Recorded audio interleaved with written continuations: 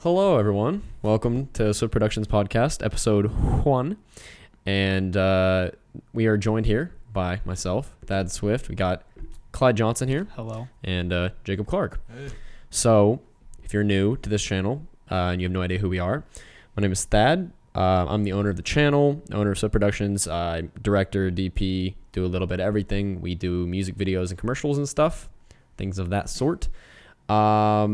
So basically, this is our first episode. We're kind of just going to be explaining like how we got here from day one, little boys in high school, to slightly larger boys in the real world in LA. In the now. So first, we have Clyde. Hello, I'm Clyde.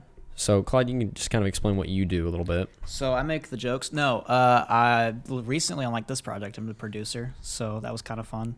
I guess we'll get to there later. Yes, but we'll get there. I don't really know what I do. I'm just kind of here. I make everybody's moods better. Yeah, that's pretty much it. It's debatable. Yeah, you know. yeah. I do. I'm like a glorified PA. So Yeah. So I mean, Clyde does a little bit of everything, and Clyde has been working with me on video since like. literally day one. Well, so yeah, literally day one. We were friends before and everything, and we'll get into that. But then we have Jacob over here. Jacob, kind of explain what you do a little bit. So first and foremost, I'm mainly like to say I'm a photographer, and I do a lot of the behind the scenes for Swift Productions. A lot of the content you see on the Instagram, whatever, is stuff that I've done. As well as like I am a producer for Swift Productions, and I just do a little bit of everything. Like, I mean, I can speak for all of us on this. Yeah. Like, we all wear multiple hats. We all wear a lot of. We kind of have to wear a lot of hats, especially like anything starting out. You don't get to just be one person. I mean, we've all done everything at one point or another, so it's kind of nowadays we're starting to like separate roles, which is nice. Be able to like actually focus on things. But anyway, we're kind of starting out and just like going way back to square one here. Like we were, I don't know, how old, 16 or whatever when we started. Seventh grade. Like 7th grade. Well, Clyde and I met. We've been friends since high school, like 6th, 7th grade or something like that. And basically, shout out Miss Reyes' class. Yes, if you're watching.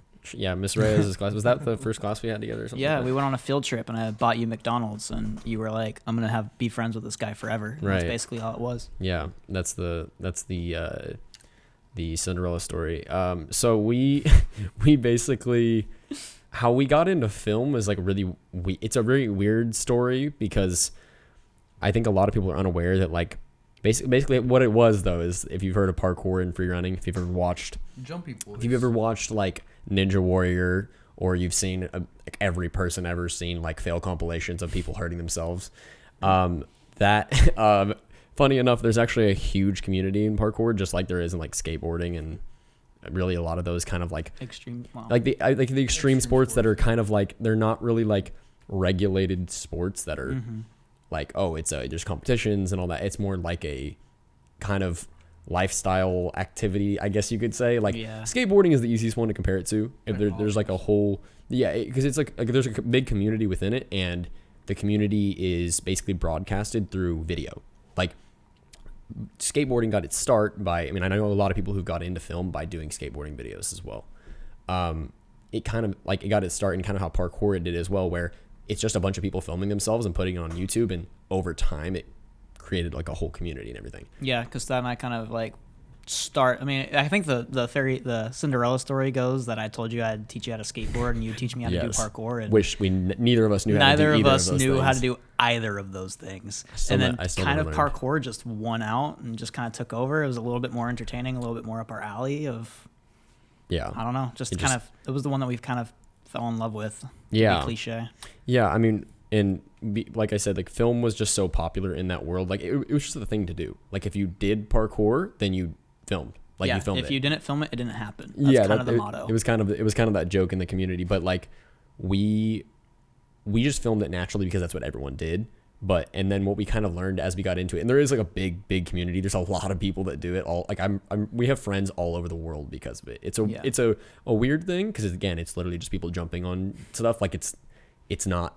It's one of those things that you don't understand until you're in it. Yeah, if from the outside, it's like the goofiest thing. Yeah. Like, and I mean, it's also memed because of like The Office and everything else too. But like, yeah, it's just like it's a very weird thing from the outside of the community. Like if you're not in it, then you just see people like these kids and like middle-aged like 20-year-old people jumping around on walls and doing flips outside. And you're like, what the hell are they doing? But that community is actually pretty big, and it kind of became a thing. Like we talked about this, about how like everyone started going more and more like cinematic with it and trying to make like parkour videos more than just like the fisheye like skate videos. Yeah. They started becoming more and more like film. Like people started doing more like lifestyle stuff, and then it started getting more like, I don't even know how I would explain it. Like the highlight videos, like more cinematic in a way. They got really cinematic. And like, for instance, like take like GUP or GUP, however you say it. They're a good example. Like they were some of our favorite videos training. Like that kind of inspired a lot of our training style too.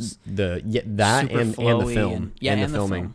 And I think it was because Sergio, the dude who did all the videos for them, he did videos professionally. Like that was his job. He makes actually music videos and stuff. That's what he does normally. So funny enough, that's like a lot of people from the parkour community went into film like professionally. It's actually a very normal thing. Like when we went to, long story short, there's an event in Colorado that hold called Tit Jam. It was a breast cancer awareness. Jump Fest now, but it's a breast cancer like fundraiser essentially. But like people would come from all over the world and join, and there was like hundreds of people each year, and it got bigger and bigger each year we went. Well, funny enough, every time we go there every year, it's like every person there has a camera. Yeah, everything is being filmed. It's like everything. It's like if every vlogger in the world got to hang out for a week. Right, and it's like each year it gets more and more ridiculous. People pulling out bigger and bigger cameras. To where I think one of the final years that we went and they hosted it was they had their own like media team, which was all like the prominent like really good people all on one team filming for the entire event. So you didn't have 200 athletes all trying to film the same thing. Which they still were. They still were, but I mean, yeah.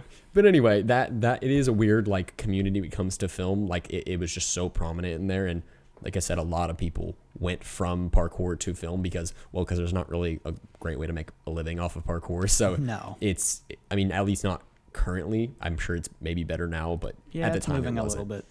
But anyway, that kind of was where we got into it, and we started out. So I remember our first camera, like we used to shoot on like some random old digital camera that we just had laying around. It was a Fujifilm. It was a Fujifilm camera. It was the point and shoot waterproof one, right? Which you could probably get for like $20 on eBay now. If you go to OfferUp, you could probly find one for free. They were trying to get rid of it. It's that bad. I forgot we even used that thing. Yeah, I kind of did too. It's sitting at my old house right now. Oh, you still have it? Still have it. Yep.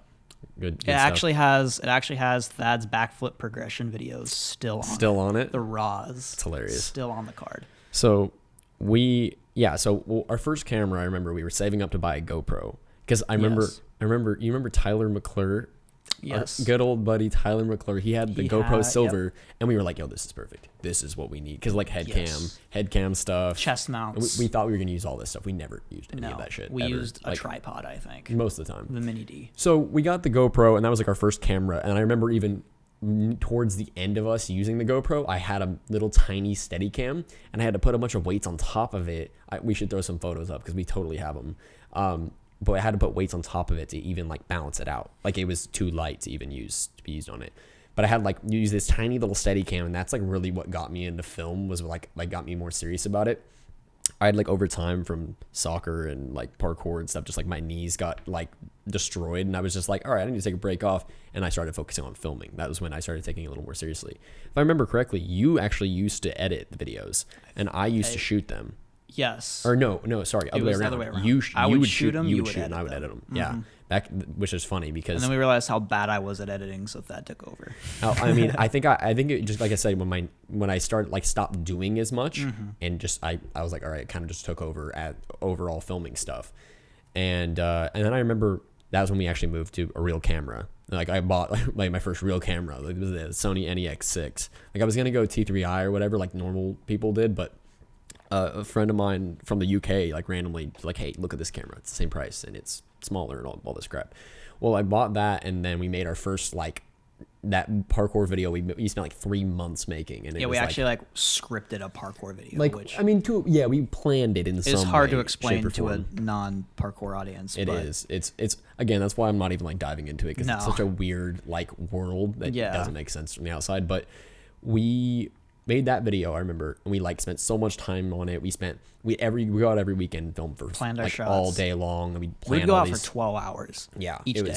it was intense. And we made that video, and I remember we went to like, so, and then at Jump Fest, we went every year. They had like a film festival or whatever, and I remember we submitted it, and it like got. That's how prominent it was in the parkour community. Yeah, there's a film parkour festival. Event had a film festival for parkour videos. Right, and it did really well. I think it won or second place. We won or something. like in best cinematography. Best cinematography first and place. It was second place. Second place. And I don't remember who won, but it was like whoever won, theirs was like an actual short film. Yes. You remember that? It Yes. was really, really good, but like we obviously have no competition towards it. Yes. But anyway, going a little bit outside of that, I guess, that was kind of like our start. And, you know, it was weird because I didn't plan on like doing music videos and like making it a business. It was never like, that was never the thought.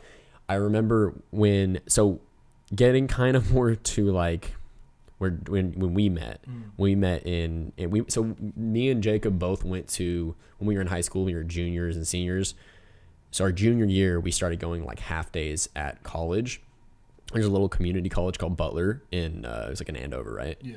So I guess I didn't even mention, I mean, we're all three from Kansas. So like I say Wichita because it's the easiest one to like locate. It's like the Dallas or whatever of Texas. Mm-hmm.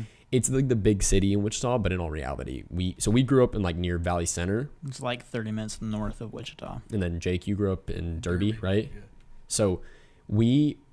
But me and Clyde went to Valley Center, the high school there, and then Jacob went to Derby. But we had this like this IT program. Yeah. It was what was it digital called? Media. But like it was like, Butler Early Start Academy, digital media. Yeah, something like that. It was basically like we took this broad course called digital media that it was everything all like basketed into one. But we went to an actual college though for the first half of the day. Every day we did that for our junior and senior year, and that's how we met. We were in the exact same program, and because it was like it was like one or two kids per school. Yeah. Like it was very, very small. Very close, very select. There was like 15, 20 people total, we had right? a total of like 15 people in all of our classes, and then of course they'd sprinkle in some actual college kids into our classes. Oh yeah. Other than that, it was just. I mean, we were a small group of people. I think we were actually I think we were the small group. I think a lot of times it was like 5 of us, and then the rest of it was just normal college kids. Like it wasn't like special classes for us. It was like just normal college classes we were just thrown into. But that's how we met, and we were both kind of like in the same world, like that. And that was October or like August 2015. So that's when we first started doing that. And I'm trying to remember. So that's how we met. But at the time, I was doing video, like the parkour stuff. Yeah, and that's when I was doing the Call of Duty more side, like right. Yeah. You should explain that a little bit, kind of how you got started with video. Like how I got started with all this was actually through Call of Duty. It's the same type of thing as like parkour, where it's a small, tight knit community where you don't understand like it unless you're in the community. I started working with this big group called FaZe. I mean, nowadays they're massive. Yeah, everybody knows FaZe now. I started off doing like their little graphics and like their headers for YouTube, and then Wait, how small was FaZe when you started? They were like, I want to say 10 to 15,000 subscribers. Jeez. Damn. And so wait, when was this, like time frame wise? I was like 11 or 12. Oh jeez. And so it all started because I was in these smaller clans and stuff, or as I called them clans, just groups of people playing together, trying to do their own videos. And it started off where they would send me their clips, and I would edit them, make little montages. Yeah. And then I got in this random game with this guy that I wasn't too sure about him at first, but he said he was a investor for this FaZe clan.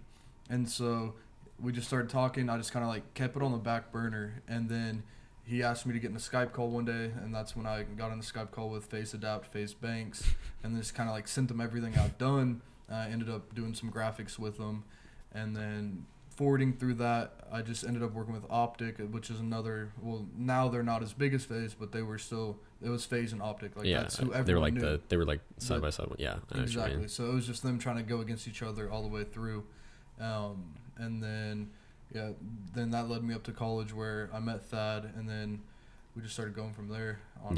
So.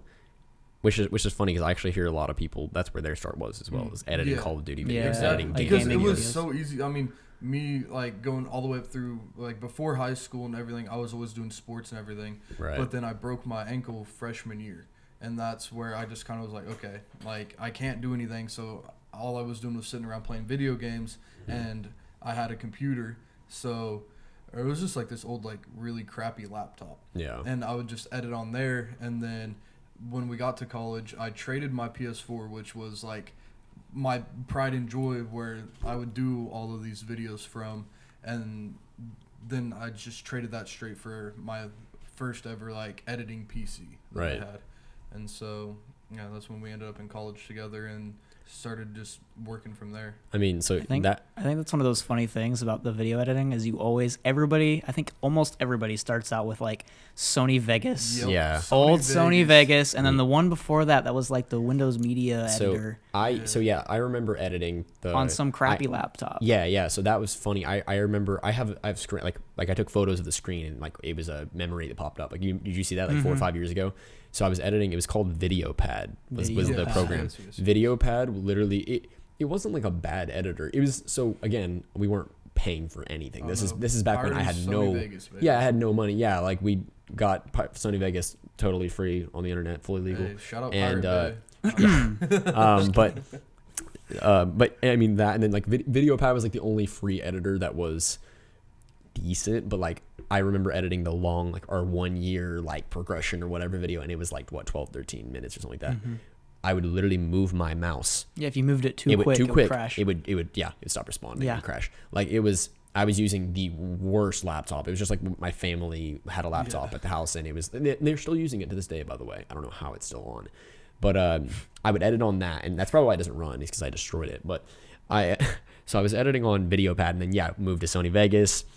That was like the next step up. Yeah. And honestly, Sony Vegas was kind of dope. Bro, honestly, like I miss Sony sometimes Vegas. I would like it had some good features on it. Really. I wonder if they're still updating it. I doubt it. I highly doubt it. Yeah, I mean, because Premiere came in, kind of blew them out of the water. But always like the usability of Vegas, like especially when I was like getting into it, like just how easy it was to do your transitions. I feel like it had some. I feel like it has a leg up on Premiere in some aspects. Yeah, especially around the time like Premiere just came out, it was so confusing to use. Premiere was hard, way harder to pick up. The learning curve on that was just insane. Because I was doing vlogs and like weird stuff like that, and it was like I would do Sony Vegas, and I was like, you should use Premiere. And I loaded up Premiere up. I'm like, I have no idea what I'm doing. It's just a whole different ball game. I remember. Yeah, I remember making that. I remember making that transition. I remember Kyle Mendoza. I was talking to him, and he was like, he told me about Premiere, and I just being like in that mindset of like, oh well, if someone they know what they're doing more than me, I'm obviously doing the wrong thing. I need to switch. So I switched to Premiere, but like I remember opening it.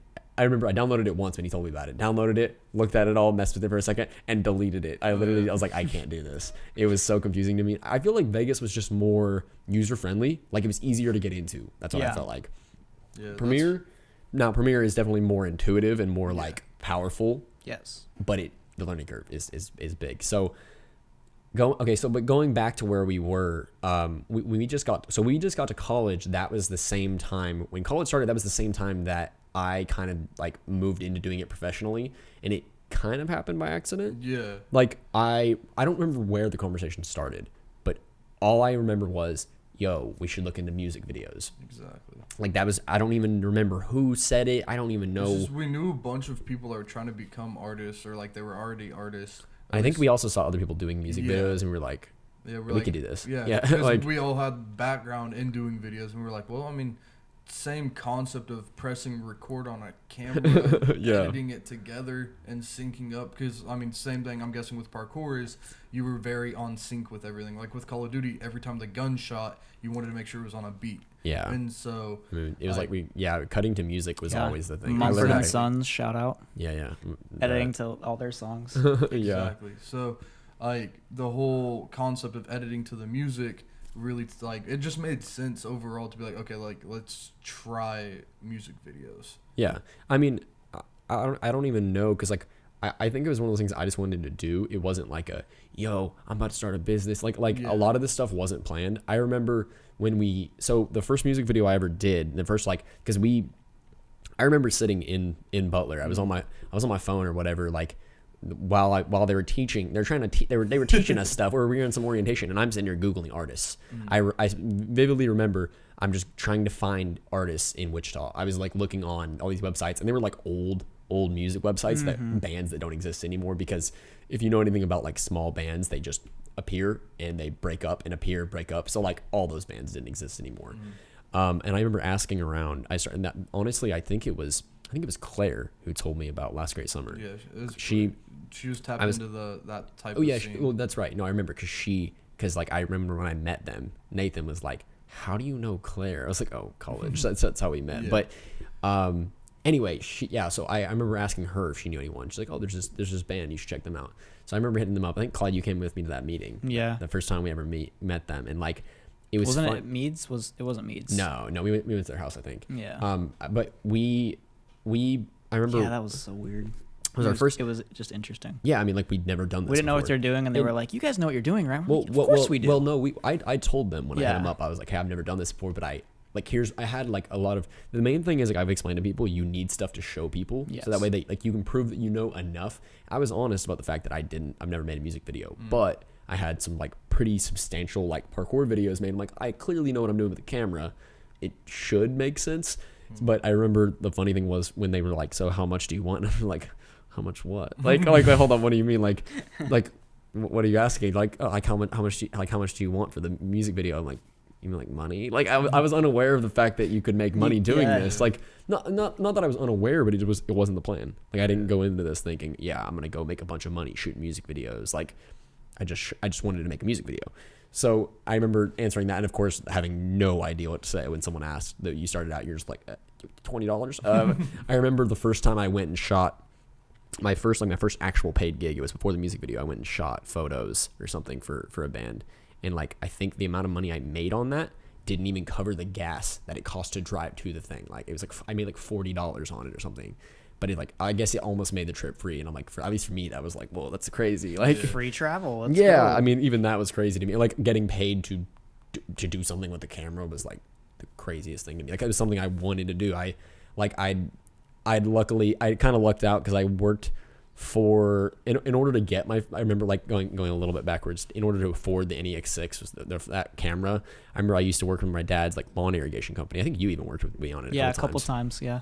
He has a like side business, like a lawn irrigation company. So we like go dig holes and connect pipes and stuff. I did that for 2 summers, and then I was able to like afford the NEX. It's like $400. I don't know. It took me like 2 years to save up for that camera. I mean the grind. I mean, I didn't have money. Like I was 15 or 16 or something at the time.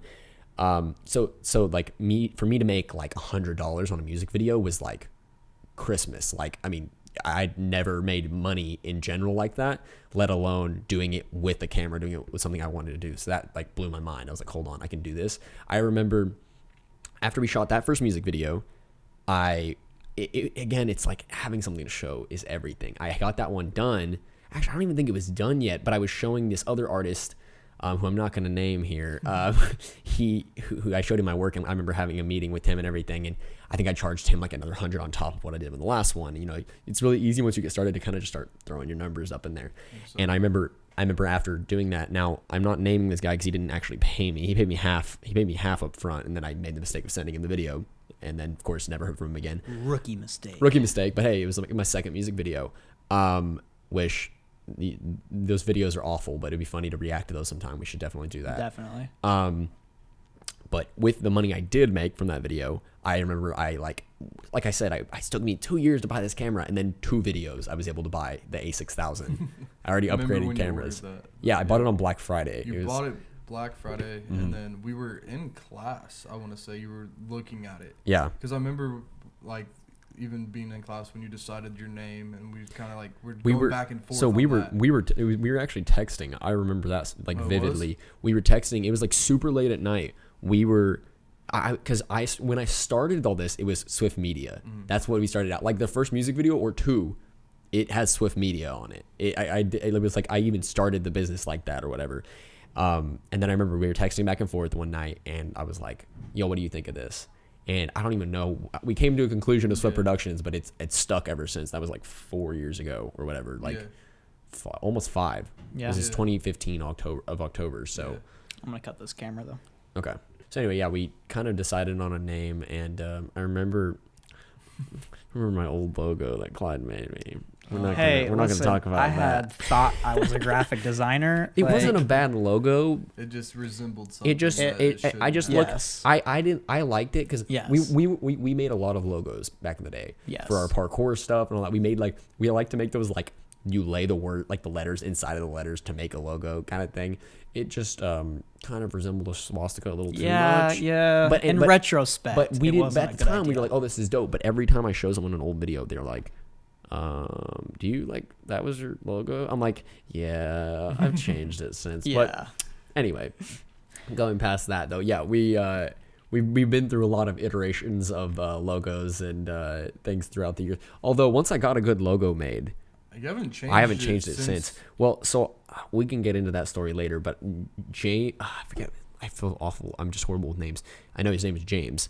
Fantastic graphic designer. I worked with this company for like a month. He literally told me, he said, if you'll go to the store and buy me a McDonald's meal, I will, when you come back, there'll be a logo made for you. Seems to be a lot of advancements in Thad's career are people buying McDonald's. I didn't think about that. Me and you became friends because of McDonald's. Shout out got McDonald's, a cool logo for McDonald's. You know what? Shout out McDonald's. Sponsor us, McDonald's. I never eat McDonald's, but I ate McDonald's yesterday for the first time in like a year. So look at that. There we go. McDonald's bringing the world together. But I'm trying to remember. I just totally lost my train of thought. Where were we at? Logos, James. Yeah. Once I got a good logo made, like I remember, like we touched it up a tiny bit. Like I know you. Like, I you threw it in Photoshop and just kind of cleaned the file up to make it a little bit more sharp. We changed some little things about it, but like I really liked it, and we haven't changed it since. And the nice thing is, I was even able to take it and like separate the productions and everything from it, and just make a little Swift now that you see in like the bottom corner of the videos and everything, which I think looks pretty nice. Probably in the bottom of this one. I mean, I don't know. We'll see. Or the beginning. Yeah. Or the bottom of the channel. Or on my forehead. On Clyde's forehead, yeah. Have fun editing that, whoever's doing that. But probably me. Probably Jake. So so okay, going past that. So we kind of got started doing that stuff in college, and I remember you were actually kind of heavy into like 3D and graphics and stuff when I met you. And so because that all was started from when I was again working with like the whole Phase people. They did a collab with G Fuel, and I got brought on to that project to just kind of do some of the extra like 3D lighting and everything. Mm-hmm. And so I just kind of learned the program by that. Like I didn't know anything about 3D when I started that. It was just I kind of got thrown into it because I was doing their banners and stuff like that. So I think I just randomly made like you a couple like Thad Swift random garbage graphics. I remember you made me some stuff for my YouTube. That's what it was. It's like the big blue. It's those big blue like 3D letters with and everything. Like spirals around them. Yeah, I remember. So that's what I was like doing pretty heavy, and then it just kind of died out. When we met, I think it was like there was a couple people who we all kind of like got a camera. We were like, yo, like we're gonna start doing like a lot of people I know, like I mean even yourself, I know. So we also kind of started doing like a little bit of video photo work all around the same time. I mean like as I started shooting like more and more things, we all just kind of started learning and doing more. And I know you started doing music videos, you started doing photos. I forget, did you do more photo or more video when you started? I honestly don't remember. It was mainly more photo. Like I did a couple music videos. Of course when like I met Blaine and found his music after I did Keyboys. That's when it transitioned into shout more out Keyboy, video. bro. Yo, shout out Keyboy for real. Keyboy's hard. Like, but I remember too, like back when you were talking about buying the A6000. That's when I was like, man, I have this old like crappy Nikon. Was it the Nikon? Yeah, I had like you still have that, don't you? Yeah, my mom still uses it to take pictures of birds and stuff. But I remember. I was like, man, I kind of want to get into the Sony game. Like, you talking up the Sony NEX6. Yeah. And so that's when you were like, okay, I'm going to buy this I converted A6000. a lot of people to Sony during that time. Yeah. Everyone was trying to go Canon. Like, T3i was the popular camera because it's, like, cheap and everything. But I was like, hold on, the Sony's cheaper, I mean, the Sonys are just cheaper. They're lighter. And I would argue they're definitely better for the price. Oh, yeah. But that's the weird thing. I've never owned a DSLR. Like, I'm thinking about it now. I went straight from mirrorless straight into red stuff. I don't know why. I've used DSLRs, and every time I do, I'm like, this feels like old technology. Yeah, that's how I felt about. I mean, of course, the Nikon was just like it was an old, older one, And then that's true. We haven't really had experience with like the nice DSLRs. I mean, they're like the Mark III, like the 5D Mark III and stuff was so popular during them, but they were like $3-4 grand. We were like not touching that. And so I was like, I don't even remember how much I bought that NEX6 from you for. It was probably $200-$300. Yeah. Then Jacob bought the NEX6 from me, which was my first camera, because like I got the A6000, and then I think maybe I had the A6300 already at that point. I forget, but. It was when you bought the 6000. That's when I bought the NEX6. Okay, yeah. So I got rid of it because I was like, it's basically the same camera, but just like one generation behind it. Yeah. And then. But it is ironic that we both had the same first camera. Yeah, and so I went from the NEX6 to the 6300. Yeah. I jumped straight up to that, and then had that for years. I mean that camera, like, still to this day, like mine's broken now. Both of ours are broken now. But that camera to this day is. I mean, there's still used on vlogs. I mean, like, I'm talking about, videos. But like I use that camera professionally for like 2 years straight, and for the price, now there's some new cameras out that maybe would compete, but like for that during that time period, nothing competed. Like for the price, I saw my 6000. Like I've been using that. That's the only camera besides the GoPro that I've ever used. Yeah, I mean, I mean, this is totally a topic for another video, but I definitely like learned the hard way that equipment just is so like meaningless, because the A6300 with the like 18-35 setup that I still run, like that lens is on this camera right now. Like that lens, that setup right there, I probably could have kept using it for another 2 years after I like moved on, because it was so robust and like simple to use. That's the thing. It was just me. I had my setup was the 6300 and 18-35 and a glide cam for 90% of the stuff I used. And it was so simple. It had amazing autofocus, even with a Canon lens. Like, I could rave about that camera all day. I love that camera, and they've made 2 iterations of it now. There's 6500 and a 6400. And a 6700, I think, too. I totally do want to get another one of those sometime, because they're just that perfect middle ground for film stuff, because they're Super 35 sensor with really good autofocus, and the new ones have touchscreen and everything. They kind of went crazy on them, but the flip up screen. Oh yeah, and they flipped up the screen and everything. But yeah, I mean, Gear's a whole other ball game. But like that camera, I feel like for me though, that camera was like I was so excited for that when the 6300 came out. I bought it. Funny enough, Clyde, we can talk about that video. Kind of got some buzz from one of our parkour videos. But I bought that camera like right when it came out. Like I seen all the announcements and everything. Oh, just 4K. Like 4K was the biggest thing back then. If you want to see Thad's come up and look at his editing and our filming style like evolve, just look up Zero Limits Parkour, and we'll post. Yeah, we'll show that. We'll show that video right link, now. But yeah, we'll have to show that. We'll have to show that video specifically, the one I'm about to talk about. But funny enough, if you watch that video, you can totally see like my music video like style, like filming from that. I mean, because I was at that time, I was already doing them. But anyway, so I got the camera when it came out. Like the month it came out, I remember just throwing all my money at it, and because of course I had no bills, so I just was able to just throw all my money at it. I was shooting a lot of videos by that point. It was maybe 6 months in or so, and for me that was just like, it changed the game. It had 4K and it had like really good autofocus, and the low light was what made, for me. What sold me on Sony's. It basically, everyone called it like the mini A7S, and I would still say it's like comparable. It was just perfect for what I needed. So like, yeah, I used that setup for like 2 years straight, and it still holds up to this day. I'm trying to think. So but the funny thing is, since I bought it right when it came out, there wasn't a lot of videos out yet on it on YouTube and whatever.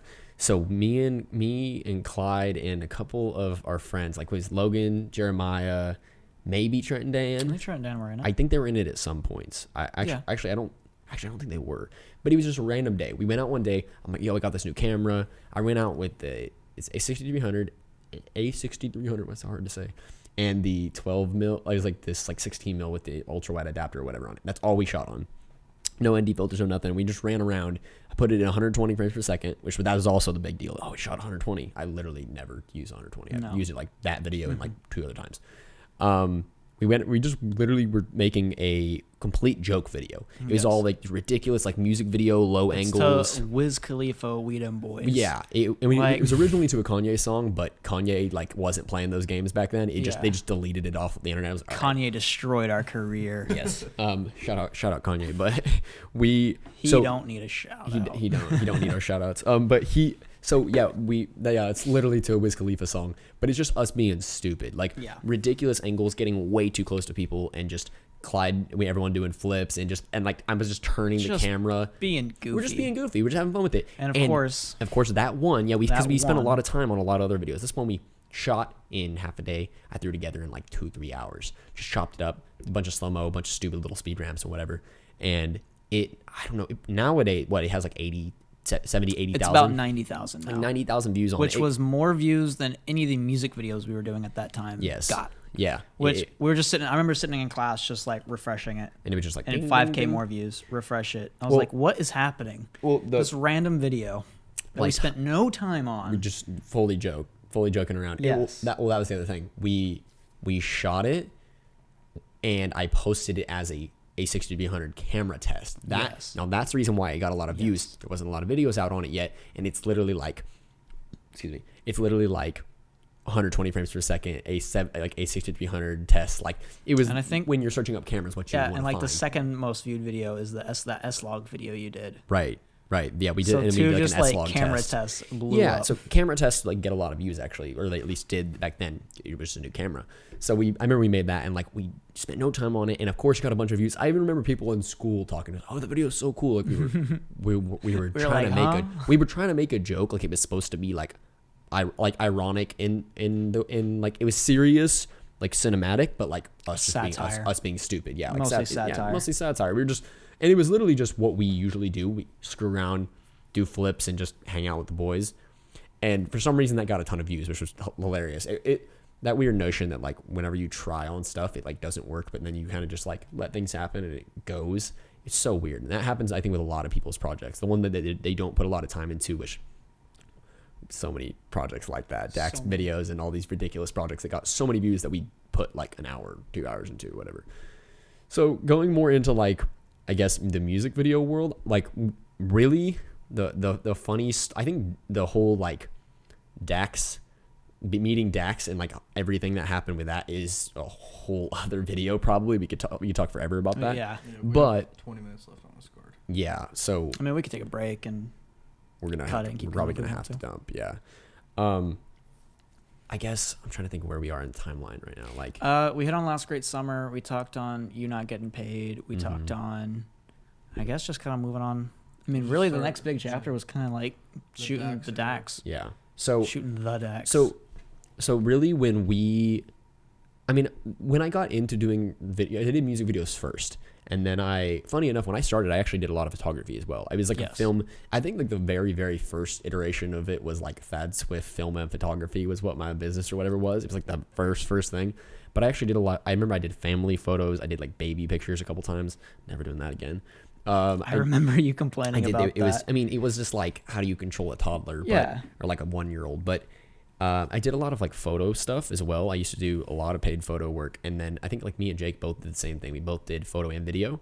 And then I eventually was like, I started doing video with parkour stuff. And I kind of slowly over time started going back towards video. And then Jacob started going back towards photo. So we both like kind of split off our own way. Like eventually we kind of started focusing our efforts, obviously. And I don't do a lot with photography anymore. And Jacob doesn't do as much with video. But yeah. Just lost train of thought. Brain work. And a short intermission. 3 hours later. Moving back into video. Yeah. Just trying to. I guess Dax. I guess that's a good direction to go in. Okay. Well, I was gonna say. Kind of the weird thing was with it when I started doing music videos. I started jumping around. I was like, all right. So I was like, let's try commercial. And I did real estate. And I did weddings. And I kind of did, like, that first year was me just trying things, which I totally recommend for anyone getting into this. Like, try as much stuff as you can. Yes. Like, not only does it help you learn what you do and don't want to do, it also is more sustainable if you're trying to do it for a living. The hard thing is when you're just doing music videos or just doing commercials, you're really, really closing down, like, who you can work with. That first year or two, I literally did everything. So I would say within the first year, I was able to like make a living off of it because I was just so broad with it. And obviously like weddings being one of the better paying things to start out.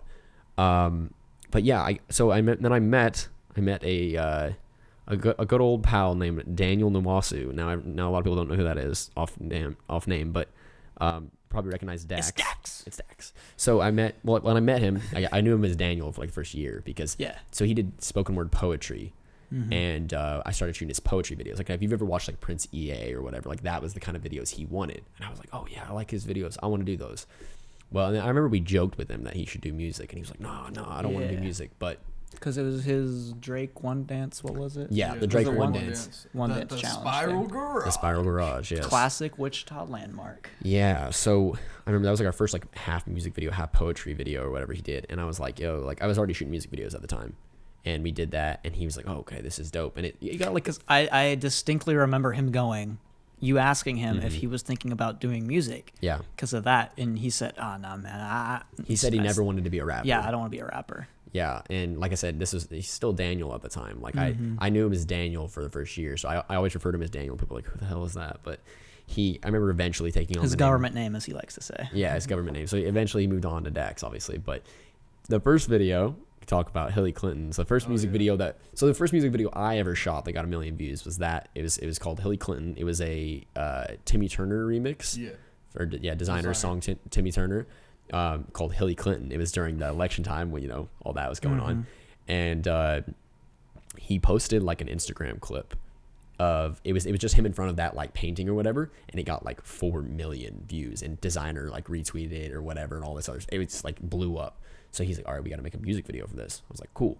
Remember, we went around. So me and Jake we skipped college in the morning. We went to the studio at like 7 a.m. He recorded the song because he just did like an Instagram clip. It was just him saying it. He went and recorded it. We went to, was it Brick House? It was Brick House. Was it Brick House? Yeah, they're this little studio in Wichita. I don't know if they're even still a thing. I just don't, I'm not sure. They are.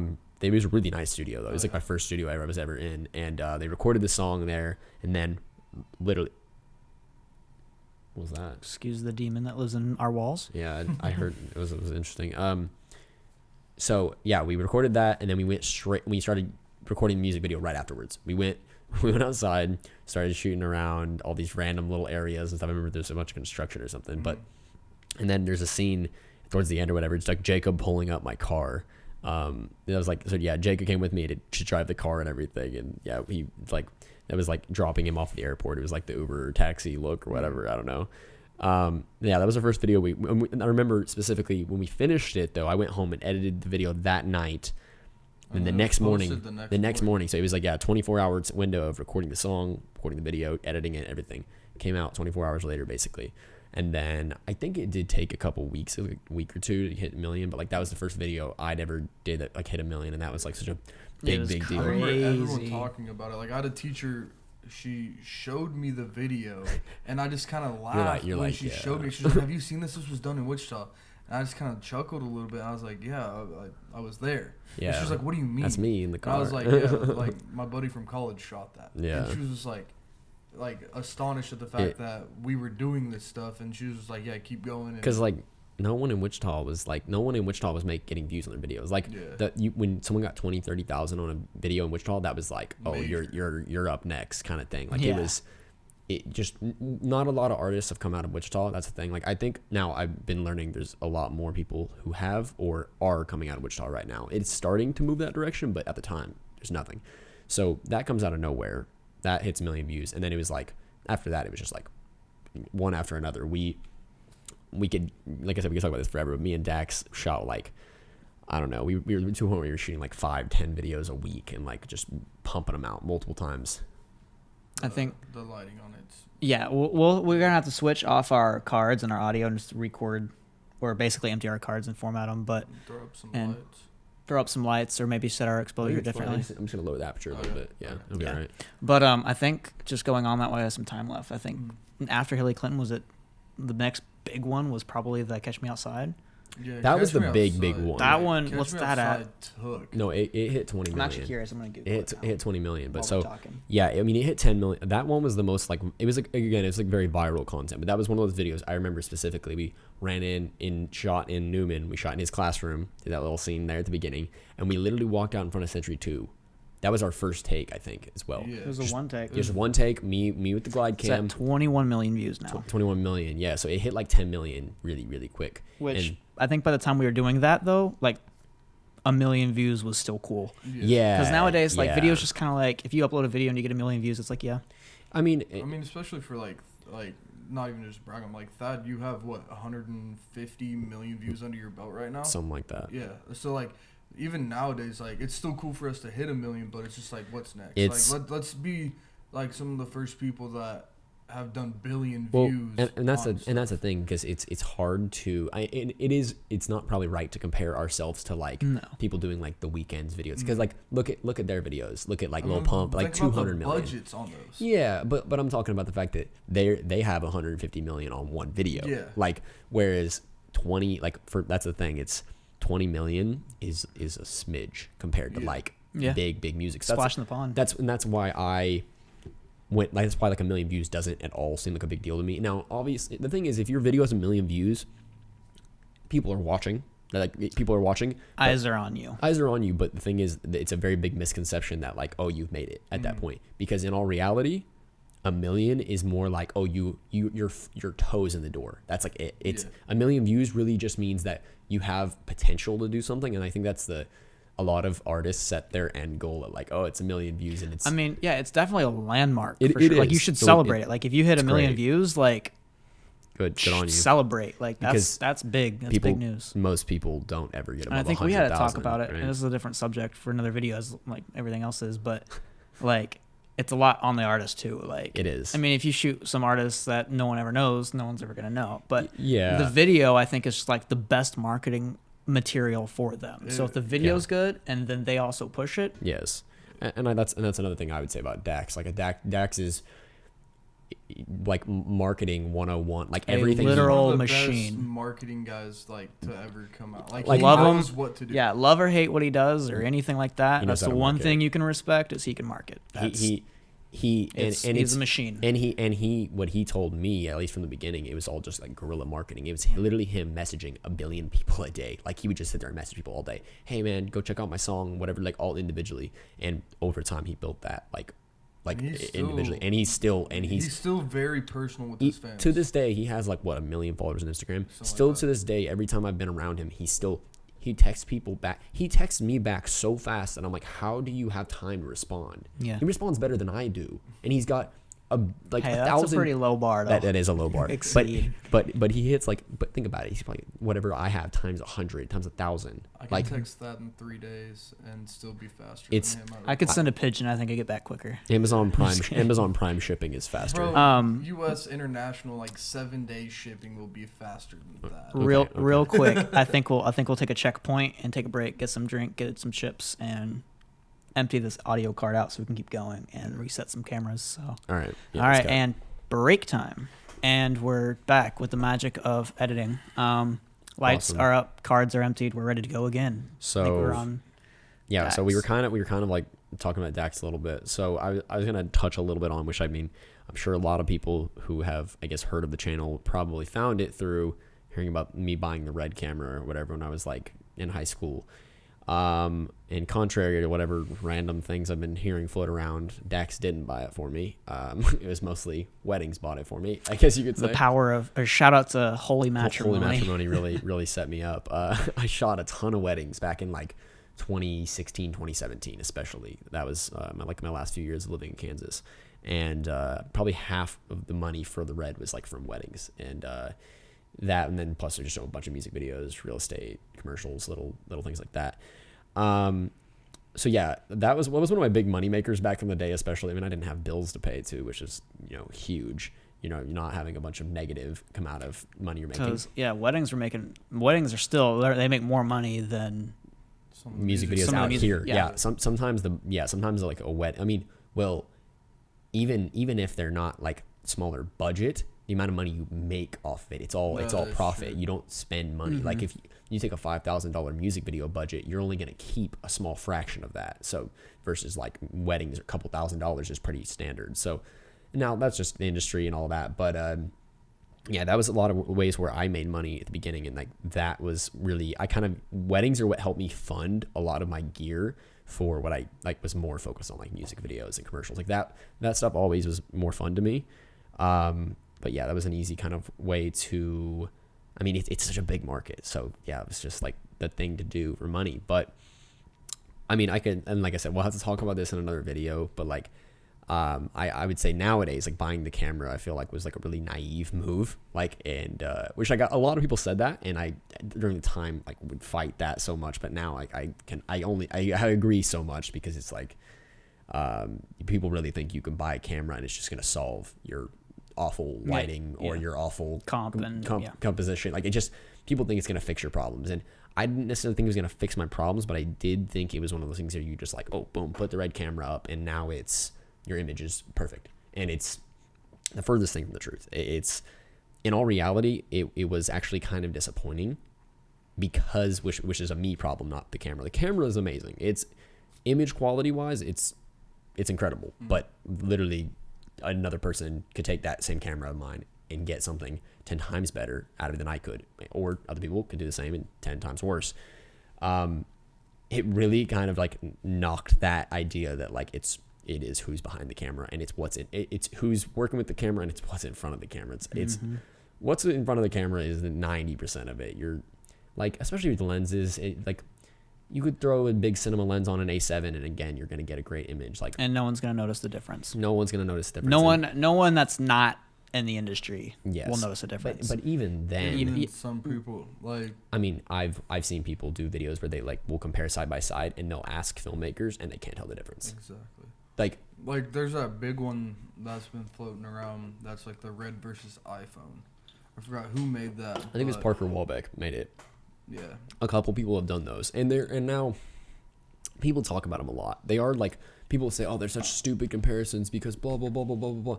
They are stupid comparisons, especially on YouTube. But the fact that they're actually comparable should kind of like, that should make you think a little bit.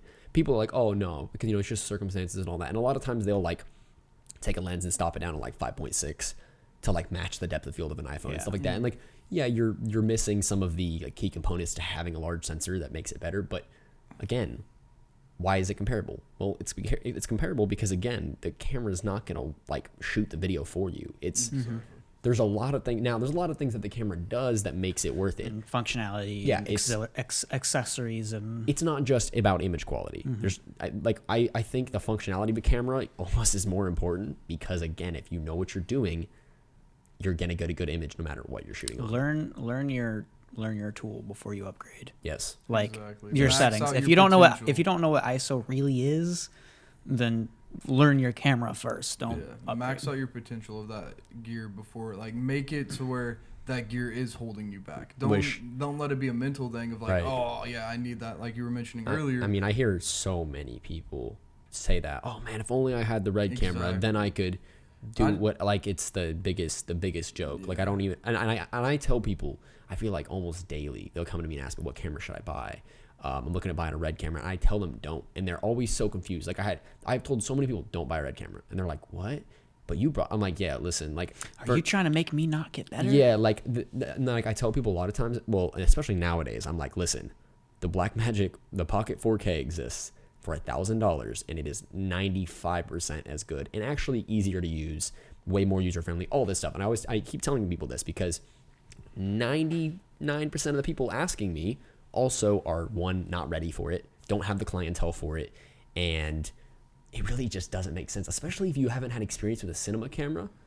Don't dive in head first. I mean, I know people who are doing it with, like, who are doing payments for it. So I bought mine in cash, so I don't have to worry about all that kind of stuff. But, like, people are going in debt trying to buy these cameras, and I'm like, you better have a damn good reason to buy that camera. You better have commercial shoots lined up. It better be a waiting for you. It better be a problem. Like, it needs to be a problem that you don't have a red camera before you buy one. Yeah, like, if you're wanting to shoot for Nike and you send them your beautiful reel and everything looks great, and they go, yeah, but what camera do you have? Like, that's not a thing. But it's like not a thing at all. Yeah, they go, all right, come on to shoot. Here's a budget. Do you need to rent? Do you need to, like, 99% of Hollywood just rents their cinema cameras. Yes. No, I can't. Well, I'm sure they have them. A lot of people, like, DPs will own a camera. especially if you're trying to be a director. Directors do not need to own a cinema camera. Find a DP who has one, and if not, rent them. They're so cheap. And now in LA, like I when I first bought it, I was like excited so I could rent it off to people like Lens Pro to Go and other places like that. We're renting them off, like a full package for like $800-$900 a day. And I was like, oh yeah, I'm about to make all my money back so quickly. I come out to LA and it's like $300-$400, and I'm like, okay, that's weird because it's share grid.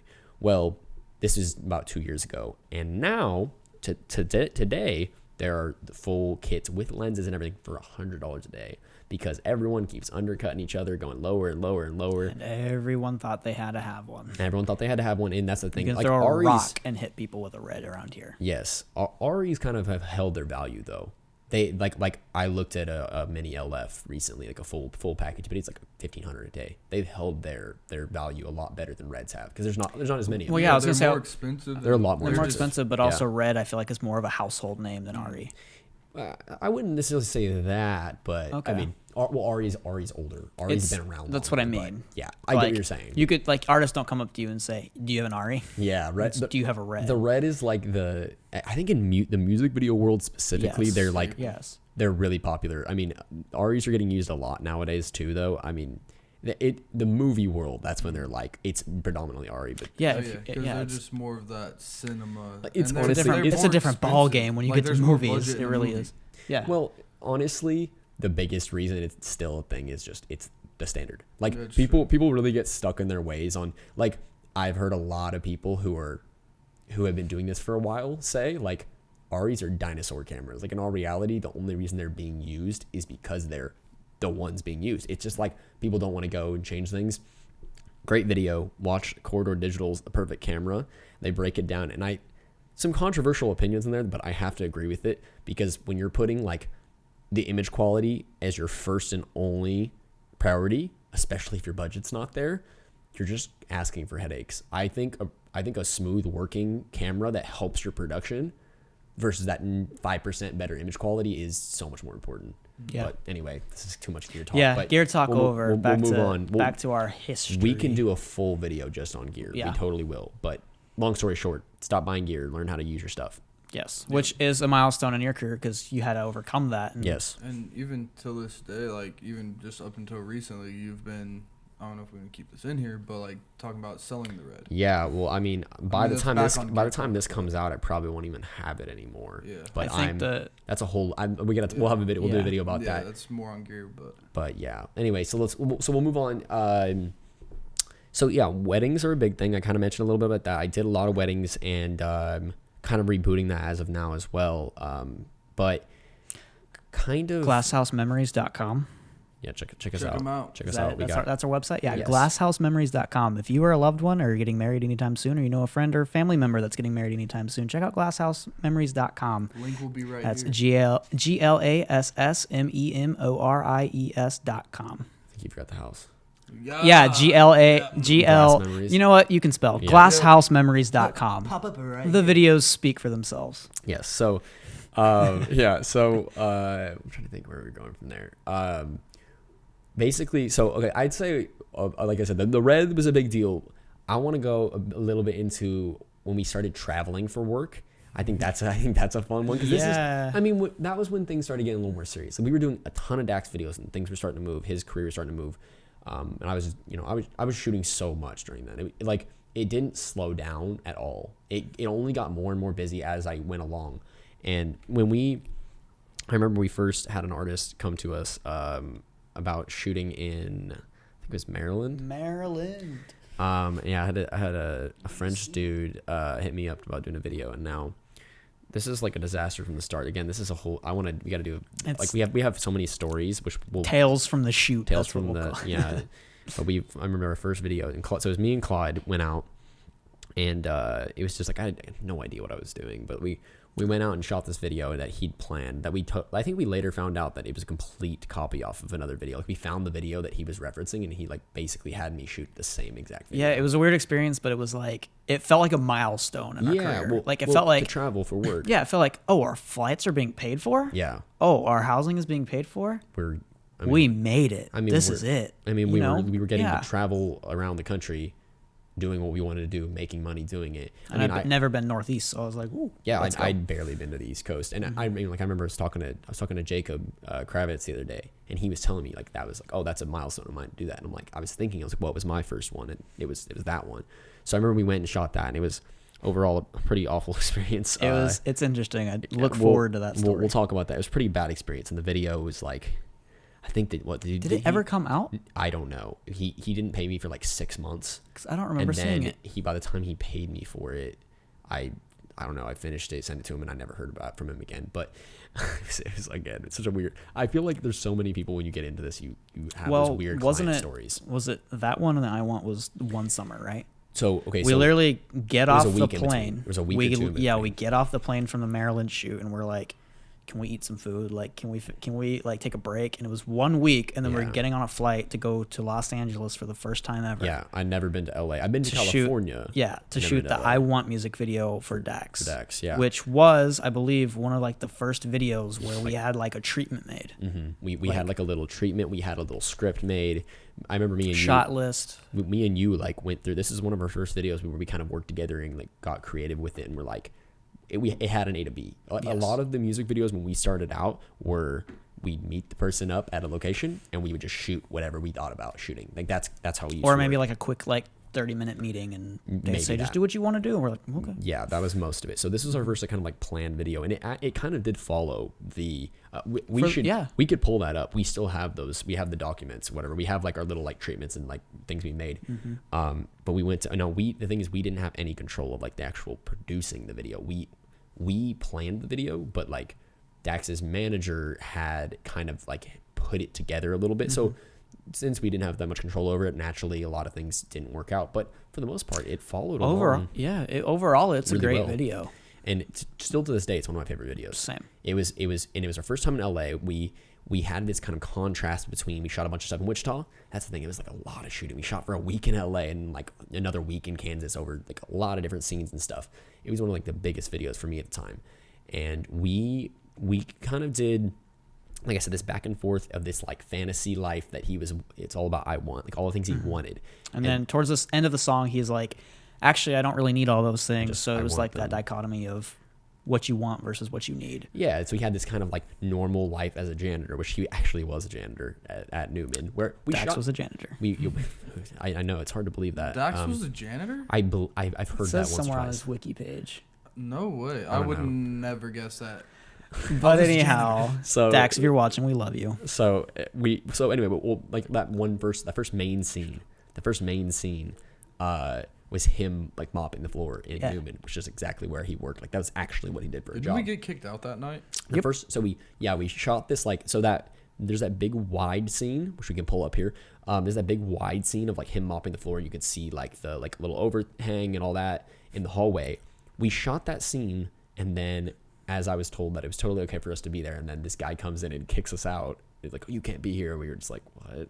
So we had to come back another day to come back refilm the next day. It was like the next day or two to refilm it. So yeah, we had to reshoot that whole scene. But anyway, so we kind of planned this whole video out, and like I said, we shot him like doing his real thing that he did, and it's basically him like in Wichita. It was a very like real, like very like realistic based video for what he actually does. Driving your old car. Yeah, he even drove like in Wichita. He's driving my old Civic.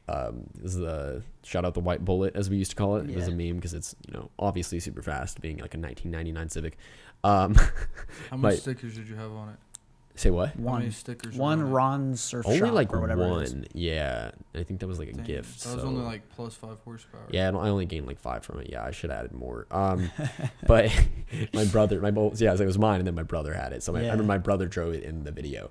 Like it was really cool because like again we planned this video, and seeing it come to life was just such a cool experience. Like I guess thinking about it now, that was one of our first videos we like worked on like directing. We didn't like I started out wanting to just be a DP. That was probably one of our first videos that was a production. Yeah, it was. Hence the name. It was definitely more of a production. I'm talking over the mic, and this is so much different. I gotta be careful with that. But yeah, that video is like for me, it was kind of a big point of I guess for us in our career, because it was that difference of quality of like, oh wow, when we plan things, look at what it does. Yeah. Look at what the difference. I think after that we started getting a little more planning. Yeah. Taking actual time out to plan videos, get a treatment, script it, talk with the artist, bounce ideas back and forth. Yeah. And yeah, because I think that's like something you really have to do when you're making videos of anything is planning. Yes. Like even it's videos huge. I do in Oklahoma, like if you don't plan videos, you're not going to have a good, I mean, unless you're really good at improv and you know your stuff, but it's sitting down for like a week and just writing, scripting, pulling a treatment, finding reference images and putting that together. That was another big milestone. Well, it's changing that mindset. Because the reason I think that's big though, is because when you're on set, your mind is running at 1,000,000 miles per hour and you're not able to just sit back and be like, here's an idea. You can't poke holes in it. You can't think about things. You can't brainstorm. You don't have the ability to clearly think while you're on set. So I think planning, like the thing we've learned is planning should be done beforehand. The set day should be executing your plan. Execution only. It's okay to add things, but in the end of the day, if you make a good plan, you won't need to think on the day of. No. That's what we kind of experienced, and I think especially like, this weekend. Like, I mean, I think really fast forwarding because there's not. I mean, you have some stuff in between. I want to say LA. Like, I mean, we went to LA for the I Want video, and this was in like August of 2017. Yes, August 2017. We just graduated high school, and so that was the first time being in LA. We shot that video. We also did we graduated high school and we went out to California. Yes, and Maryland. Yes, and Maryland. Yeah, and it was in like that summer right after we graduated, and then so we went down to LA for the first time, and I remember me and you having the conversation of like, yo, this is where we need to be. Because like I remember I ran out of like business cards on that trip. Everyone was just asking me, yo, you have a business card? Like, so many people need to work in LA, and I was like, okay, I feel like I need to be here. And not to basically piggybacking off of the gear talk, the amount of people who also will give you the talk or the words and say, man, I need to move out to LA. I can't wait till I move out to LA. Yeah. The connections are there, but you have to have the work and something under your belt to even be taken seriously out here. Yeah, it's the drive to do it. Well, like there's like it's a fantasy for a lot of people to be here, but they don't want to work their asses off. They don't want to like devote everything to it. Like this is like the gauntlet. We've sacrifice. We've talked about that before. Like, and you're in LA, this is the pit. Every single person here is in the same thing. We're in the gulag. I was gonna say I haven't played gulag. I was gonna say I haven't played Warzone, but from what I understand, this is the gulag. Yes. Every single person. You got to fight your way back out for that second chance. You literally, if you're moving out here, especially from the Midwest, because we were in Wichita, moving out here, it's a completely different lifestyle, square one, but it is a reset. It is a blank page, Mumford & Sons, like straight up new.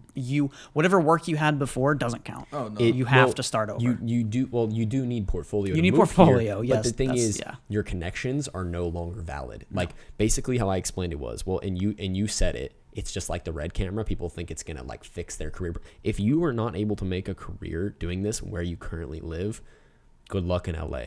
Because like and again, I'm not saying that you shouldn't move here, but you need a base first. You need to find out if you actually want to do this. Because if you come to LA and you're just like, oh, I just want to make money. Like if your goal in this is to make money, good luck, Charlie. Yeah, good luck. You're not going to do it. You can make money doing this stuff. You can make some money doing this stuff. But if your goal in it is money, you're going to be let down so hard because financial planner note, save up money before you do it. Yes, which I didn't do. Spend the money that you're saving up on gear. Yeah. Yes. Save up money before you move out here. I didn't really save up money before I moved out here. Neither Jacob. Yeah. But again, don't be like us. Anyway. Going backwards a little bit. We went to LA in August. First time ever being there, and I was like, I think I need to be there.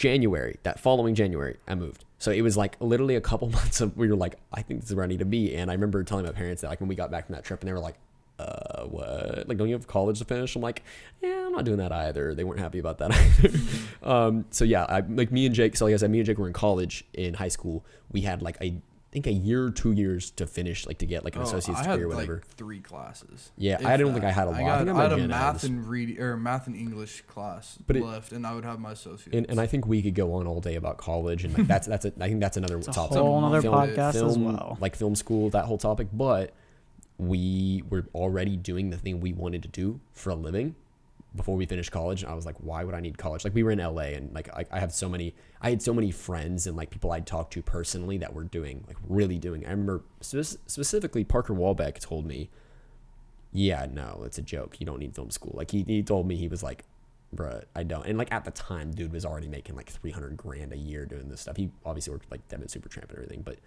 man was doing a lot of stuff even then. He told me that. And the amount of people who were actually doing it telling me, you don't need college. And I'm like, okay, I'm going to believe that over every other person who thinks they know what they're talking about. Yeah, people who aren't doing it. Yes. Yeah. So I moved. I mean, like, took the risk. I mean, I remember Clyde was supposed to move with me. Everyone was supposed to move with me. Like Jacob, I was supposed to come, but I was locked in a lease. Everyone was supposed to move with me, and ended up just being so. Good old Caleb Zook too. So I barely knew Caleb at the time. Caleb moved like 6 months before me. He was already. I remember him telling me he's moving to LA, and I was like, why would you want to do that? Like when he told me, I never once considered it. That's another, like, I guess, big note on this. I never planned to move to LA.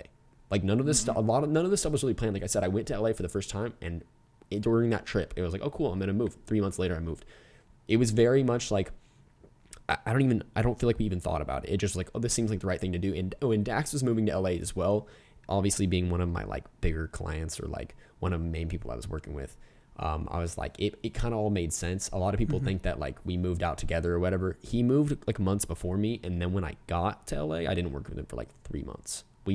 He was doing his own thing with other people. I know he was working with Nate Perry, which shout out Nate Perry, he's dope. Who else is he working with at the time? And Logan, Logan Mice or Meese. I can never say his last name, but Logan. He was shooting videos for him even back in Kansas, because Logan's from Kansas City, so again, small world. Shout out Rory Fresco. Yeah, shout out Rory. All the so many Midwest people, but Logan was doing his videos and everything. He was doing his own thing. I was doing my own thing, and basically, I moved in January, and I moved in with Caleb Zook, and me and Caleb barely knew each other. He moved earlier. I was planning on moving out with a bunch of my friends, but like we basically found a place.